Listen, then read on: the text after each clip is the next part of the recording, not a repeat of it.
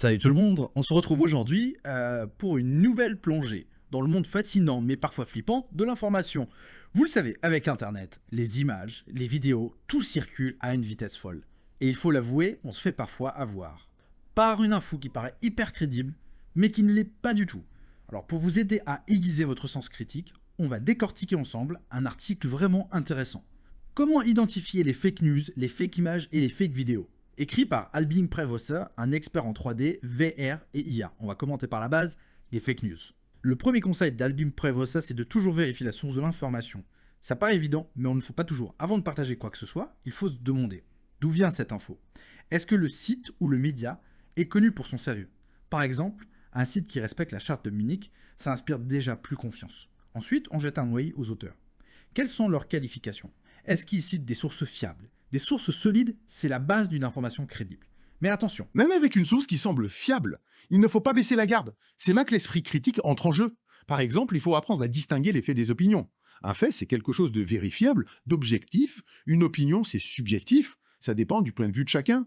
Il faut aussi se demander qui a intérêt à diffuser cette information. Pourquoi maintenant? Le contexte, c'est super important. Une information vraie sortie de son contexte peut devenir totalement trompeuse. Et puis, il y a les fameux biais cognitifs. Ces pièges de l'esprit qui nous influencent tous, sans qu'on s'en rende forcément compte. Par exemple, la bulle de filtre. On a tous tendance à fréquenter des personnes et des sites web qui pensent comme nous. Du coup, on se retrouve enfermé dans une bulle où on ne voit que les informations qui confirment nos opinions. C'est super dangereux parce qu'on a l'impression d'être bien informé, alors qu'en fait, on ne voit qu'une partie de la réalité. Et puis, il y a le biais de confirmation. Notre cerveau adore les raccourcis. Quand on a une opinion sur quelque chose, on va avoir tendance à retenir que les informations qui la confirment. Et à ignorer celles qui la contredisent. Alors, comment on fait pour éviter ces pièges? Déjà, il faut diversifier nos sources d'informations. Ne pas hésiter à lire des médias qui ont des points de vue différents d'une autre, même si ça nous met un peu mal à l'aise. Ensuite, il faut lire l'article en entier, pas seulement le titre. Les titres accrocheurs, c'est le meilleur moyen de nous attirer. Nous faire partager une information sans réfléchir. Et enfin, il faut se méfier des informations trop sensationnelles, trop émotionnelles. Si une information vous met en colère, vous fait peur, ou vous donne envie de partager immédiatement. Prenez une grande inspiration et demandez-vous, est-ce que c'est vraiment crédible? En gros, il faut activer son mode détective. Et pour nous aider dans notre code, on a des outils super pratiques. Des outils de fact-checking. Ce sont des sites web ou des extensions de navigateur qui vérifient les informations et nous disent si elles sont vraies ou fausses. Mais attention, même avec ces outils, il faut rester vigilant. Albin Prevosa nous met en garde contre une confiance aveugle, même envers les médias traditionnels ou les fact-checkers les plus connus. Oui, vous avez bien entendu, Albin Prevosa affirme que même des organisations comme Decodex du journal Le Monde ou Conspiracy Watch, qui sont des références en matière de fact-checking, pourraient ne pas être aussi impartiales qu'elles le prétendent. Alors là, je suis curieuse d'en savoir plus. Pourquoi est-ce qu'il dit ça? Il mentionne notamment le scandale USAID et d'autres cas de manipulation médiatique, impliquant des financements douteux. En gros, il nous dit que même les organisations qui se présentent comme des gardiens de la vérité peuvent avoir des intérêts cachés, des biais ou subir des pressions. Et il n'épargne pas non plus la tronche en biais qui, malgré son nom, pourrait aussi avoir des biais et des financements opaques. D'accord, je comprends mieux. Donc, même avec le fact-checking, il faut prendre du recul et se poser des questions. Pas question de déléguer notre esprit critique à un site web, aussi sérieux soit-il. Exactement. Le but, c'est de devenir des citoyens informés et responsables, capables de démêler le vrai du faux par nous-mêmes. Bon, on a vu comment repérer les fake news, mais les images aussi peuvent être trompeuses. Avec Photoshop et tous les logiciels de retouche, on peut faire des miracles. Ou plutôt des mirages. Alors comment on fait pour démasquer ces images trafiquées? Albin Prevosa nous donne quelques astuces. La première, c'est la recherche d'images inversées. Vous connaissez Google Images. Eh bien, saviez-vous qu'on peut l'utiliser pour retrouver l'origine d'une image? Il suffit de copier l'URL de l'image ou de la télécharger. Et Google va nous montrer tous les sites web où elle a été publiée. Ça nous permet de voir si l'image a été modifiée ou si elle a été sortie de son contexte.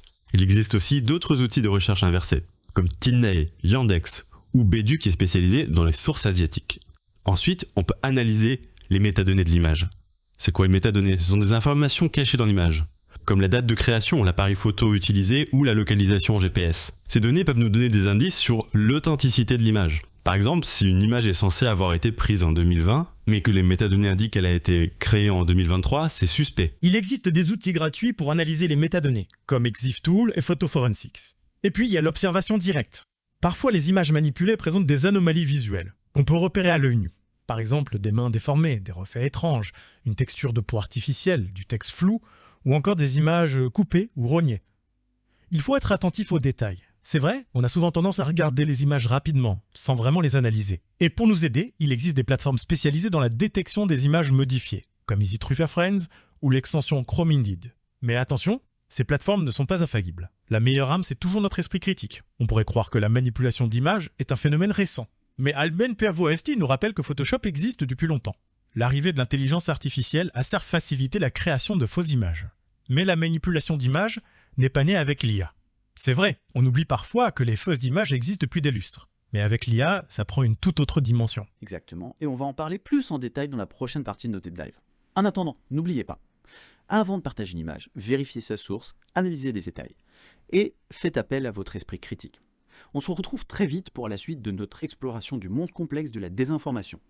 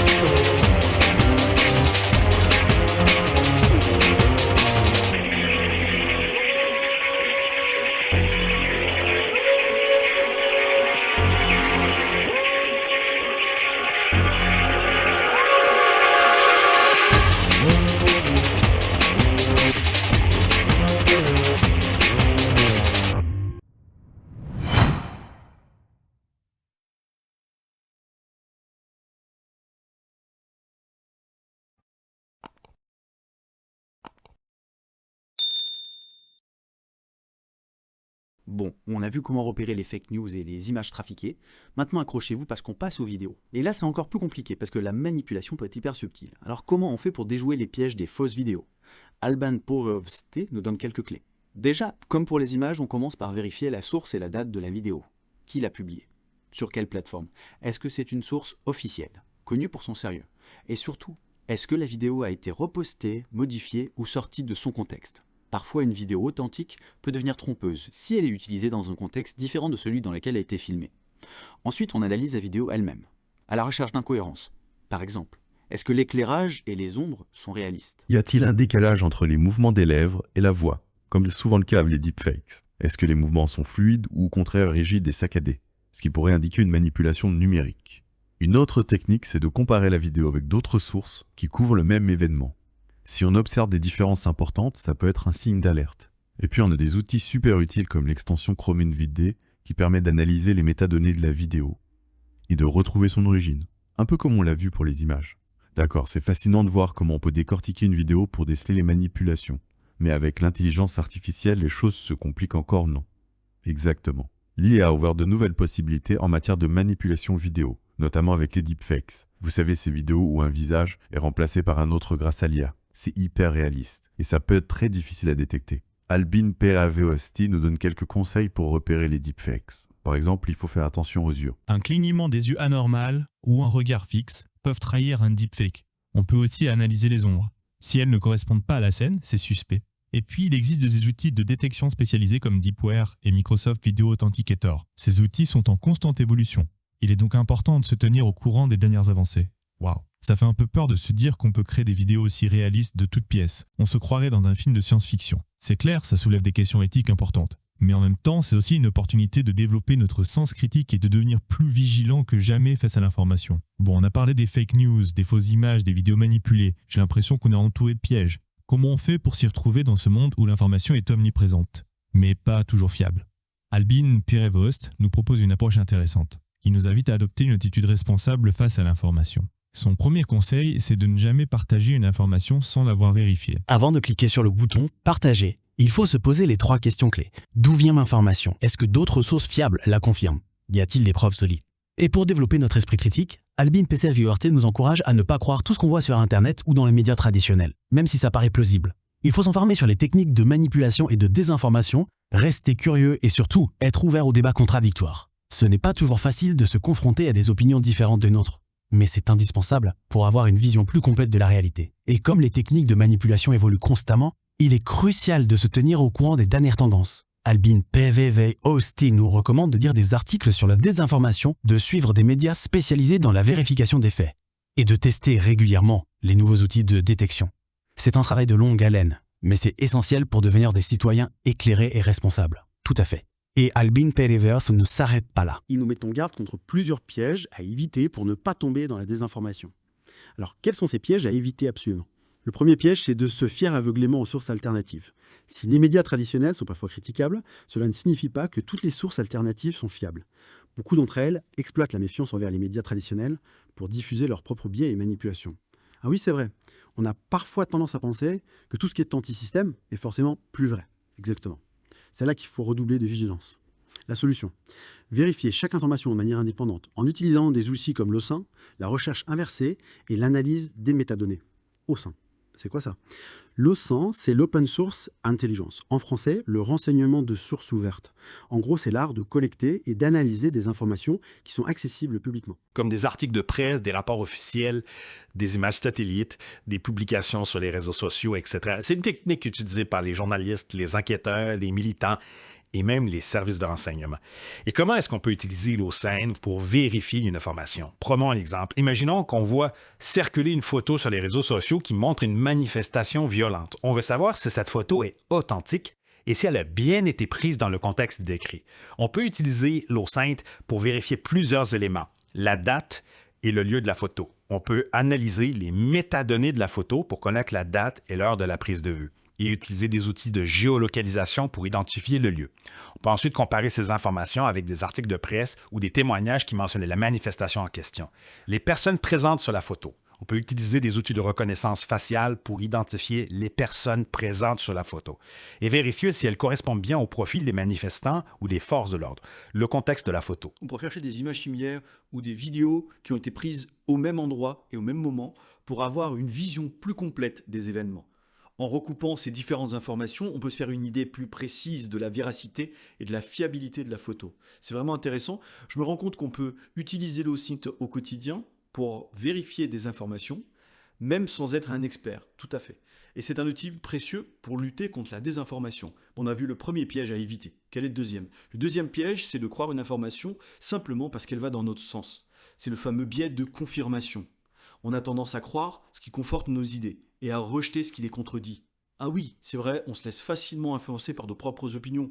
Même si une information critique les médias officiels, cela ne la rend pas automatiquement vraie. Il faut toujours chercher des preuves vérifiables et recouper les faits avec des documents officiels, des vidéos non éditées et des images non manipulées. D'accord, donc il faut toujours garder un esprit critique, même si l'information semble confirmer nos convictions. Et quel est le troisième piège? Le troisième piège, c'est de s'arrêter à un seul outil ou une seule méthode de vérification. Aucun outil n'est infaillible. Google Images, Yandex, Time, Nvidia et tous les autres ont leurs limites. Ah oui, c'est vrai, on a vu que même les outils de fact-checking ne sont pas parfaits. Exactement, la solution. Combiner plusieurs outils d'analyse, par exemple la recherche inversée, l'analyse des métadonnées et la détection de deepfakes si nécessaire. Et n'oublie pas de chercher les incohérences manuellement en observant les ombres, les reflets et les détails suspects. C'est un peu comme un puzzle, il faut rassembler toutes les pièces pour avoir une vision complète. On a vu tout un tas de choses pour déjouer les pièges de la désinformation. Les fake news, les images et vidéos truquées, et même l'utilisation de l'OSINT pour vérifier les infos. Mais Albin PVV va encore plus loin, en nous invitant à passer contre nous-mêmes. Alors ça, c'est une idée qui m'interpelle vraiment. Penser contre soi-même, ça veut dire quoi, au juste? Est-ce qu'il faut rejeter tout ce qu'on croit? Se transformer en sceptique professionnel? Pas du tout. En fait, à penser contre soi-même, c'est avant tout un exercice d'humilité. C'est reconnaître que notre vision du monde est forcément limitée, colorée par nos expériences, nos valeurs et même nos biais, comme on en a parlé tout à l'heure. C'est accepter qu'on peut se tromper, qu'on n'a pas toujours raison et que les autres, même ceux avec qui on n'est pas d'accord, peuvent nous apprendre des choses. Albin PVV nous encourage à sortir de notre zone de confort, à nous confronter à des idées nouvelles, à des arguments qui nous bousculent un peu. C'est un peu déstabilisant au début, mais au final, c'est comme ça qu'on progresse, qu'on affine notre jugement. Il prend l'exemple de Philippe Pujol, un journaliste d'investigation qui a enquêté sur des sujets sensibles, parfois controversés. Albin PVV, même s'il n'est pas forcément d'accord avec tout ce que dit Pujol, reconnaît l'importance de comprendre son point de vue. Ça nous ramène à l'idée de la bulle de filtre dont on parlait. Si on s'expose qu'aux opinions qui nous confortent, on passe à côté d'une partie de la réalité. Et en penser contre soi-même, c'est une façon de casser cette bulle, de s'ouvrir à d'autres perspectives. D'accord, je comprends mieux. Ce n'est pas soigner, c'est plutôt chercher à comprendre en profondeur, même ce qui nous dérange. Concrètement, comment on peut mettre ça en pratique? Albin P.R. nous encourage à être curieux, lire des médias de différents pays, se plonger dans des rapports, des documents, des témoignages, et croiser toutes ces informations. Il faut aussi être attentif aux réactions des gens, aux arguments qu'ils avancent, même si on n'est pas d'accord. L'objectif, ce n'est pas de devenir expert en tout, mais de cultiver notre esprit critique. C'est un travail de tous les jours, mais c'est essentiel pour ne pas se faire manipuler, pour se forger une opinion éclairée. Alors pour résumer, face à l'océan d'informations dans lequel on navigue, on garde en tête quelques principes clés. Vérifier les sources, analyser les images et les vidéos, utiliser des outils comme l'OSAMP et surtout, penser contre soi-même. Albin P.R. nous rappelle que ce n'est pas un combat entre le bien et le mal, il y a du vrai et du faux partout, même dans les médias traditionnels. L'important, c'est de rester vigilant, de se poser les bonnes questions et de ne jamais arrêter d'apprendre. Et pour nous aider dans cette quête, il nous recommande quelques ressources vraiment intéressantes. Il y a la chaîne YouTube Defacator pour apprendre à détecter les fake news avec humour, la chaîne Artificialis Code pour comprendre les enjeux de l'IA, le documentaire A-Propaganda pour décrypter les mécanismes de la manipulation et les chaînes Tinkerview et Lex Imperli pour des discussions stimulantes sur plein de sujets. Voilà, on arrive au bout de notre plongée dans le monde de la désinformation. J'espère que vous avez appris des choses et surtout que vous avez envie d'aller plus loin, de continuer à explorer, à questionner, à vous forger votre propre opinion. N'hésitez pas à nous faire part de vos réactions, à partager vos propres astuces et vos ressources préférées. On se retrouve très bientôt pour un nouveau Deep Dive